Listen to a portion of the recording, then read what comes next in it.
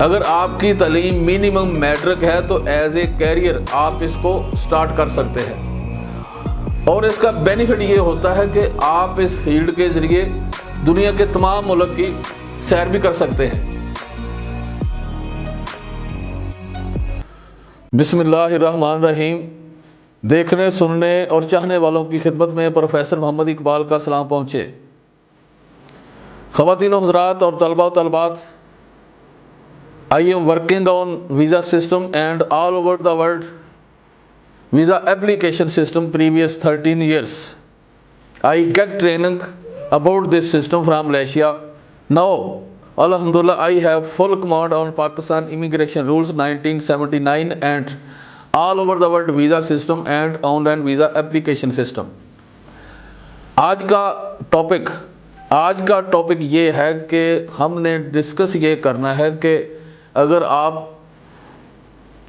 As a career overseas employment promoters adopt करते हैं तो उसके बारे में हम आपको गाइड करेंगे कि एज ए कैरियर अगर आप इस फील्ड को स्टार्ट करते हैं तो इसका एंड क्या है।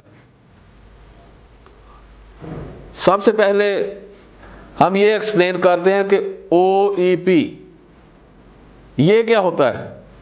ओवरसीज एम्प्लॉयमेंट प्रमोटर्स, इसको हम एज ए कैरियर लेना है। Overseas employment promoters OEP। जब आप ये काम शुरू करते हैं तो आपको गवर्नमेंट ऑफ पाकिस्तान से OEP का लाइसेंस लेना पड़ता है। आपका फंक्शन क्या होता है? आपका फंक्शन ये होता है कि ओवरसीज यानी समुंदर पार पाकिस्तानी, समुंदर पार जो ओवरसीज़ होते हैं, ओवरसीज़ एम्प्लॉयमेंट प्रमोटर का फंक्शन ये होता है कि पाकिस्तान से बाहर जो डिमांड आती है, जो एम्प्लॉयमेंट की ज़रूरत होती है, डिमांड के मुताबिक वो पाकिस्तान से कारकुनों का, उनके स्किल्ड पर्सन का अरेंज करते हैं। उनकी डिमांड के मुताबिक प्रोटेक्टर ऑफिस से अप्रूवल लेकर बाज़ाब्ता तौर पर एक सिस्टम है। आजकल वो भी सिस्टम ऑनलाइन हो गया है कि ब्यूरो ऑफ इमिग्रेशन की वेबसाइट पर जितने भी ओवरसीज़ एम्प्लॉयमेंट प्रमोटर हैं वो अपनी डिमांड पेस्ट कर देते हैं, अटैच कर देते हैं, तो आपको पता चल जाता है कि इस प्रमोटर के पास इतने लोगों की और इस कैटेगरी के लोगों की डिमांड है दूसरे कंट्रीज़ में। और इससे पहले इसकी मिनिमम जो क्वालिफिकेशन थी वो थी ग्रेजुएशन। अब गवर्नमेंट ऑफ पाकिस्तान ने मज़ीद रिलैक्सेशन दे दिया कि अगर आपकी मिनिमम तालीम मैट्रिक है तो आप एज ए कैरियर इसको स्टार्ट कर सकते हैं। अगर आपकी तालीम मिनिमम मैट्रिक है तो एज ए कैरियर आप इसको स्टार्ट कर सकते हैं। और इसका बेनिफिट ये होता है कि आप इस फील्ड के ज़रिए दुनिया के तमाम मुल्क की सैर भी कर सकते हैं। आपका फंक्शन ये होता है कि आपने सिर्फ एम्प्लॉयमेंट को यानी आपने मुलाजमत को प्रमोट करना है। Study visa, visit visa, business visa और इसके अलावा जो भी वीज़ा वो हम इसमें डील नहीं कर सकते। आप इसमें आपने सिर्फ मुलाजमत को आपने प्रमोट करना है। ओवरसीज एम्प्लॉयमेंट प्रमोटर्स आपने सिर्फ मुलाजमत को डील करना है, दूसरे वीज़ा जितने भी हैं आप उनको डील नहीं कर सकते। जब आपके पास लाइसेंस आ जाता है, रिक्वायरमेंट हम नेक्स्ट इससे जो बाद का लेक्चर है उसमें हम रिक्वायरमेंट बताएंगे।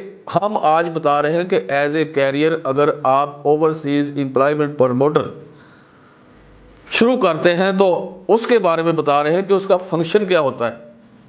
आज का लेक्चर है फंक्शन के बारे में कि उसका फंक्शन क्या होता है। फंक्शन ये होता है कि दूसरे ममालिक में मुलाजमीन की जो डिमांड होती है वो आपने पूरी करनी होती है।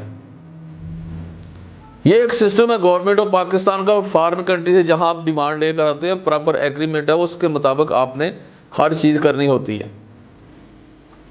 इसमें जो इमिग्रेशन रूल्स हैं वो आपको अच्छे तरीके से आने चाहिए। वो भी हमने सिलसिला शुरू किया है कि अगर आपने ट्रेनिंग लेनी है कि किस तरीके से आपने लाइसेंस अप्लाई करना है, जितनी भी इमिग्रेशन रूल्स 1979 है उसके मुताबिक हम आपकी तैयारी करवा देते हैं।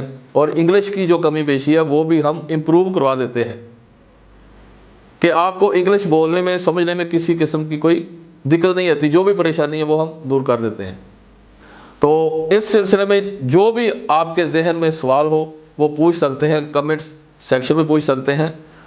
आज का टॉपिक वो ये है कि अगर as a overseas employment promoter आप अपने कैरियर का आगाज़ करते हैं तो इसकी मिनिमम क्वालिफिकेशन मैट्रिक है। हम आपको गाइड करेंगे कि किस तरीके से आपने लाइसेंस लेना है। इससे नेक्स्ट जो लेक्चर है उसमें हम आपको रिक्वायरमेंट बताएंगे कि कौन कौन सी रिक्वायरमेंट है ओवरसीज एम्प्लॉयमेंट प्रमोटर की। In short, this career is very safe and sound. You can get a lot of honor and respect in this field।